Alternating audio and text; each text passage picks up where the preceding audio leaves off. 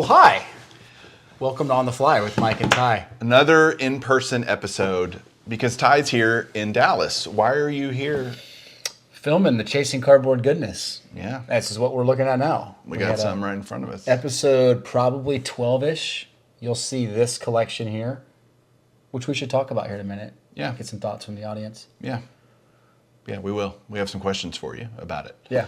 Yeah, we'd love for you to interact with what we're doing here with Chasing Cardboard and see, you vintage experts, what you would do. If only I was a vintage expert. Oh, well. That's why, yeah. Let's get the real vintage experts out there to tell us. I mean, there's just, Hank Aaron rookie card, eh? Hank Aaron's, yeah. Okay, maybe can't see that. Spent more time in Dallas than I have any trip so far. This was a 5-day trip. At least it's not 100 and... It was nice. Going through some storage stuff from obviously the big collection. Went to the Rangers game the other night. Was that fun? What'd you think? I love your First story. time in the ballpark, right? Yes. No, we had dinner at the in the ballpark. Yeah, we were at Texas Live, which is right outside the ballpark. But impressive ballpark. It's cool walking in and the field's down beneath. That's a neat thing to me. Yeah, it's kind of like you're walking in like the gladiators fighting the arena. Yep. Unimpressive team. We got to watch the Blue Jays. Josh Jung hit his first home run. He did, yeah. You first were there. At bat, yeah. Yep, first at bat. Josh Jung, hyped rookie prospect. You want to hear a funny story about that? Yeah. So we're walking in, we're talking. We show up like 5 to 20 minutes late. We're talking about Josh Jung being his premiere that night, his debut. And we can see the entrance. We're getting ready to give our tickets, and we hear the fans go crazy. We're like, what was that? And we look over to the instant replay booth, and it's Josh Jung hitting a homer. So you actually did not see. Just like you guys. Oops. Shouldn't have been late. I know. Yeah. Oh, well. Oh, well. Should we be looking at the camera or are you looking at each other? That's what the weird thing about the in-person episodes. I know you enjoy looking at me. Okay, so anyway. All right, Dallas Card Show yesterday. So you did the Dallas Card. Yeah, I did. So I didn't go, obviously. Yep. Your typical lake weekend. Ranch weekend. But yeah, I don't know. I'm not mad I missed it, but should I be mad that I missed it? 700 booths. 4 rooms. It's gigantic. Even just from last year, it's just exploded in size. It was, what's the right way to say it? It was overwhelming. Okay. National overwhelming? Close. Okay. It just felt like every time I wanted to buy something. So 2 things. One, every time I wanted to buy something, I had to wait for a conversation to be done from another guy, another kid selling his stuff. And I walked away from 4 or 5 deals just because I couldn't wait anymore. Right. Even to hey, tell me what this is priced at. It was give me the finger, hold on. It's bro, then put your prices on the outside of the card because I can't keep waiting. Oh, man, you're welcome to my world, dude. It's just, I'm done with that. It sucks, doesn't it? Yeah, I'm I would rather just go buy this on eBay right now. Right. I had 2 deals done. 3 Russell Wilson cards I was trying to buy. 2 different dealers. Got to the finish line. Cool, where do I send the money? How do I swipe? Nope, cash only. I said, dude, this is over $500. He said, nope. Went to another dealer, same thing. All the way to the finish line. I should have asked him up front at that point, right? Right. Nope, no deal. Off the table, cash only. What is that? Is that a shift that's taking place at shows where now they're just we don't want to be tracked? Yes. And it's all because of the new, PayPal and eBay rules of sending out 1099s. Look, if you're a business guy, that makes sense. But I think you need to, I don't have a problem with a dealer accepting cash only. They just need to put it out there. That needs to be, and you'll see that, I've seen it at Dallas shows and other shows where cash only. Yeah. Scoot up so you're in the camera. Oh, I need to be in the shot? Dang it. Yeah, I've seen that where cash only is a thing. It sucks that you had to go through all the rigmarole of trying to make a deal. And I just didn't expect that to be the norm. I'm just used to hey, I want to Apple Pay you right now. We're in 2022 for crying out loud. Right. Yeah. But tracking, Matt, if you don't have to, it's funny that I think dealers should give a better deal for cash. Yeah. Versus PayPal or Apple Pay or some other online payment, electronic payment. But you shouldn't not take the deal. You just lost a sale. okay, Agreed. you want to lose a sale over it? Like Yeah. that seems a little bit, okay, bye. Well, because, I mean, they're all over $600 in sales for some sort of platform. They're all paying taxes on this to some degree. I get it, like they lower their tax, hit, but yeah, to your point. Okay, you're going to walk away from the sale? You're going to go list it on eBay now? So you'll make $0. Right. Or what I'm going to give you in PayPal or Apple Pay or Yeah, whatever. doesn't make sense to me. Yeah. The other mindset that I didn't like, and Matt ran into this multiple times, was going to negotiate Luka Doncic cards. And this is not just Luka Doncic. It was a problem with a lot of modern players. Okay. He would go find a card. Recent sale, $300. He would say, hey, I'll pay you the last sell. Can I pay you that price? Multiple guys on multiple cards told Matt, no, we want to sell it for $450, $475 because we think he's going to go up. This is the wrong time to be selling in the offseason. This is literally what he was told. I was standing there. It's like, dealers, then don't put the card out for sale. Exactly. 100%. Like, this is what it sells for. This is now. It's not 2 months from now. It's now. Here's a comped price. And I'm willing to pay you full comp. Full comp. Rich. It just blows my mind. And the mindset right now is so much like we're going to come back to the way we were in 2021 or 2020. And I'm tired of dealers thinking that's what's going to happen because it's not. It is not. You're not going to see a 50% run up again. It'll slowly drift up, hopefully. But you and I both agree, I think the majority of people agree, the explosion in prices is done. Oh, that ship has sailed. Yeah. And look, prophets of doom. We're not the prophets of doom. We're realistic. And we want to buy cards. Yes. We want to give cash money for cardboard. Or in your case, electronic money for cardboard. It's still money. It is. Yeah, I think the Fairyland that a lot of dealers are still in, Yeah. and it's probably because they're just so heavily invested. They've got so much capital tied up that they're having a hard time unwinding. Right? Right. I mean, that's got to be certainly part of the reason, if not the entire reason. Yeah. Yeah. Well, did you have fun at least at the show? I mean, of course, you're around that many cards. And when you see 700 dealers in Dallas, you're quickly reminded that if you don't like the card that you see there, you can't work out a deal. If you just step 10 feet to your right, you'll probably find the exact card. You forget sometimes that there is just a lot of quantity of certain cards. Is there a lot of modern basketball, ultra modern basketball? A lot of modern, surprisingly a lot of vintage. I mean, a lot of graded vintage. Really? Out. That's the first thing that Matt and I said walking out. Like, wow, there's a lot of vintage. And I didn't come to this one. But I mean, it's overpriced vintage, right? It's Sure. like it's stuff that you're gonna Not buy. Yeah, anyway. you're not going to buy. Yeah. I did talk to some dealers about how the show was going. A couple of them were just kind of like, first day was pretty good. The last couple of days are kind of meh. A lot of lookers, a lot of sellers, which is kind of the vibe we've been getting the last few shows. So I don't know. Because you went Friday? Yeah. Okay. Yeah. No, I went yesterday, Saturday. Saturday. I went Saturday. Okay. So what we would expect to be the biggest day. Yeah. With lots of foot traffic, lots of people there? Tons of foot traffic. I mean, you're shoulder to shoulder. Okay. In the main auditorium. I was impressed with just the grandiose size of the show. It's just really impressive. Yeah. It seemed hopping, but when dealers aren't selling and they're having to buy, that doesn't bode well for, I think, the health of the hobby. It's a quick take. Yeah.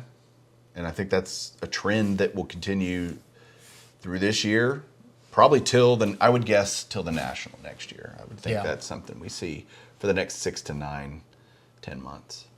Wouldn't surprise me. You? Wouldn't surprise me at all. Yeah. If dealers are going to have the mindset of we're gonna optimize value, you're gonna pay a perceived stat line 2 months from now, then this market's gonna die a slow death. That's silly. Let's talk about this real quick. Okay. So we had an opportunity to go look at a collection of a gentleman for chasing, and it happened to be that we arranged it where we could go see it when Ty was here, and it was great. It was a friend of mine, so we had to be a little bit, what's the word? Just cognizant of the situation. Yeah. You got family in the room. Right. So, look, we walked in and we see all these amazing cards on the table and Koufax rookies and Killebrew. Did you pull the Killebrew rookie? I didn't even see that earlier. We'll talk about that later. No, there's all these cards that we saw, and we're like, wow, this is a really cool collection. It was funny to see now our exuberance in the moment, and now what we're dealing with as we look at these. We didn't buy this collection. We consigned this collection. So Don't share too much. The story's great, by the way. it is. It's a great story. And great person, great family that we dealt with and all of that. But so what do you want to talk about? I don't want to give it away. So Yeah, well, so here's the net. As a vintage buyer, when you run across, so let's say we pull out Hall of Famers and leave some Hall of Famers, but the key cards you're going to grade, how would you sell commons in good condition from 57 to what, 62 ish? Yeah. Would you, or as a buyer maybe, how would you prefer to buy? Would you want someone to say, hey, I'll sell you a bulk lot, or would you want singles to be listed, or find them at a show? Like, tell us what you think you would do if you have 6,000 commons in fairly good condition. Yeah. Because we both know it goes. It's a time-consuming endeavor. Yeah. And there's a lot of good stuff in here. Like I'm looking through it. Well, this is really cool. But how do you, not necessarily quickly, but just in an expeditious manner, get rid of this stuff? One thing we've talked about is doing a bench clear, chasing cardboard, whatnot event.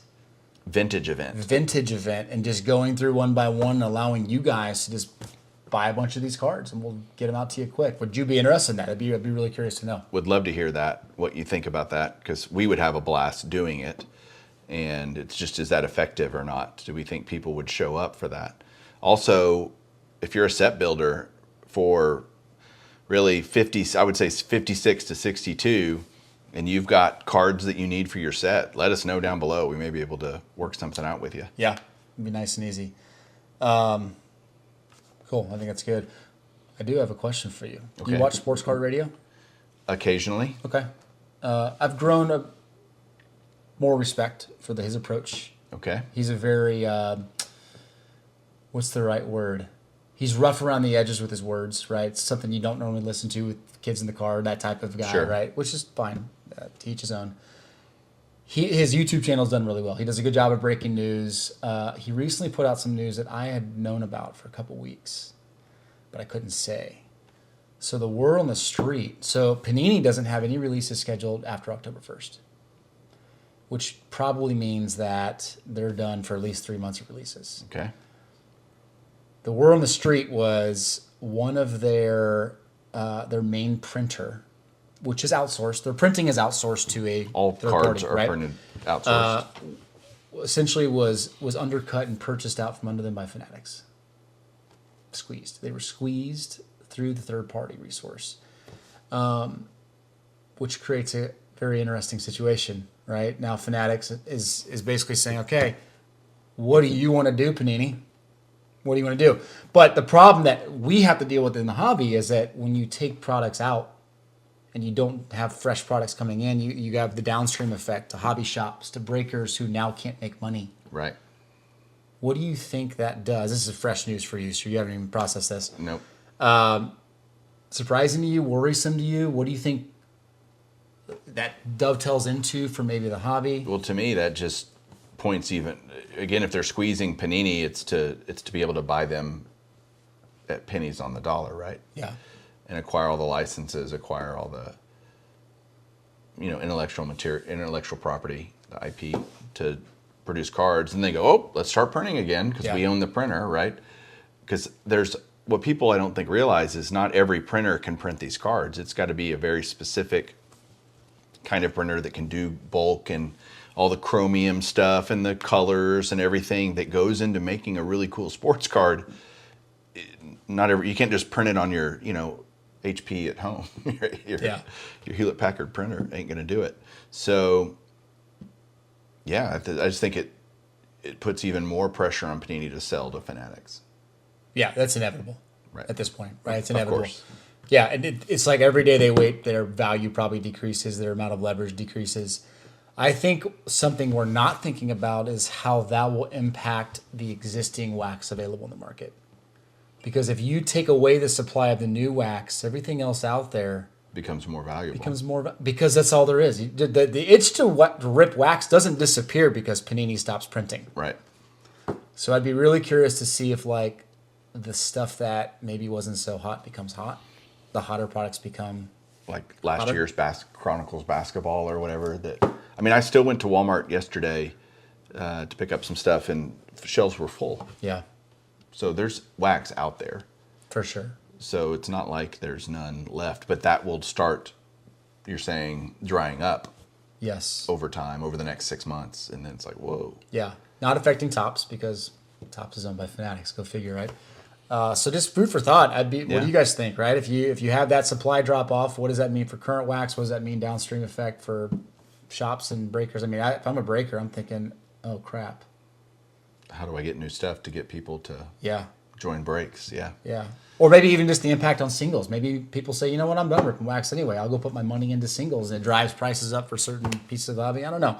There's a lot of those. It's going to affect a lot of things if there's that big of a gap. Aren't there a lot more of these shoes to drop, so to speak, and dominoes to be, rearranged and things in the hobby that will play itself out over the next year or so? I think so. Yeah. I think so. I mean, Fanatics is going to rule the world. I mean, that's the end goal of theirs, and that's the only end goal that I see making any sense. Yeah. Is they own all of it, except for I think grading can stay insulated. That doesn't mean Fanatics won't try to start their own grading and do all that stuff. But I'm just saying, I think they can. That's a pretty big mountain to climb, as other companies that try to break into that world are realizing. Yeah. There's a lot of brand loyalty built into grading, whether it's SGC, Agreed. PSA, even CSG now is building a pretty big. Did you see a lot of CSG slabs at the show, by the way? Or what did you see a lot of slabs of? A lot more SGC. SGC was there. No, I didn't see any. I mean, I wasn't actively looking. Gotcha. Yeah. Yeah, that's a good point. Didn't even think about it. Just curious. Yeah. Speaking of well insulated, your beard looks good. It's getting grayer every time I see you. It is. Yeah. Is your hair gone completely? No. Wait, didn't we need to make a bet for me to shave my beard? What was the bet this time? We didn't bet. We were going to come up with something on the last On the Fly. It's been 2 weeks since we've done On the Fly. Sorry, guys. Yeah. Sorry, I don't know. We need to come up with a bet. It's week 1 happening right now. We're not even watching NFL. We're so dedicated to putting out a video. We love you guys. For our Cowboys play crew. tonight. We'll deal with that. That's true. Did you see Tom Brady's video today? No. Oh, it's so good. We'll link it in the show notes. A little Twitter action from Tom Brady's. 'Cause Great. that guy's just cold, man. He's just so good. What else you got? Anything? Gonna have a Golden Age of cardboard this week, and then next week is gonna be. I'm having a great guy in the hobby next week. It won't be till next week, but it's gonna be Rick from Vintage Oddball Cards. Everybody's been asking for him. I put out there on Golden Age for people to give me show topics and just, hey, who would you like to see as guests? Yeah. And it was like, Rick. And so I reached out to Rick, and he's going to do the episode. We're going to do all sorts of cool stuff. Well, your last episode basically preempted PSA to make a decision and moving. So very well done there. Yeah, PSA, $22 a slab. That's old news. It's weird how hobby news that's like 4 or 5 days old is old news. They listened to me when I said they need to bring down their prices. But I still at $22 value $199. Does that really get a lot of people off the math couch? doesn't work. It doesn't. No, I think it's got to be $4.99 or less. Yeah. That means you're sending in your $100 card at $22, or they still need to figure out a way to satisfy the true set registry set collector guy who's sending in commons that are worth $3, $5, but they just want them slabbed. They're not going to spend $22 to do that. Yeah. It just doesn't. The math just doesn't work. I mean, the problem is how do you do that? Do you run a quarterly special where you can only send in these types of cards, vintage type stuff, and maybe you say, but see, this isn't worth it to PSA to do it. They can't go, we'll do them for $10 a card, but the value's got to be $20 or less, or whatever, $50 or less. Why would PSA do that? Yeah. Well, when they have a demand problem, they will do that, probably, you Yes. think, right? But they don't have a demand problem right now. Right. But opening the new office in Jersey, they're going to have tremendous capacity. Exactly. It's only going up by the day. I think a very simple qualifier is being able just to vet out who the true guys are that are building sets. You know, like, hey, if you have 500 or more cards in the set registry and they're in your portfolio, you get access to this discount. Maybe a special invitation. That's how they I would could do it. easily segment that out. And those guys might resell cards, but if you have 500 in the registry, you qualify for this level. That might be a simple way to solve the problem. That's an idea I haven't even thought of. That's a really good idea, because then they could be very specific about who they offer. And they're going to drive more people to the set registry. Genius. That's actually, that dog can hunt right there. So you're in Texas, so we got to do some Texas sayings. That was good. That really dog good. will hunt. Yeah. I got to get you out to the ranch, man. You do. Next time. Next time. I'll have to bring a kid with me, though. Of course. You talked it up too much last time. It's fun. Speaking of that, my kids were asking for you and Julie to come back out, which is going to have to happen. Well, I know there's a Missoula card show Next weekend. We can't come out next weekend, but in Next the spring. round. Yeah. We'll do it when I'm hosting the next Coeur d'Alene show. Ooh. And we'll host a booth together. That would be fun. Oh, that would be fun. Yeah. Okay. All right. That a wrap? I think that's it. Okay. Good stuff. Thanks, guys. Let us know down below what you think. Hit the stop button. How you want some vintage. Stop. How does Matt do this?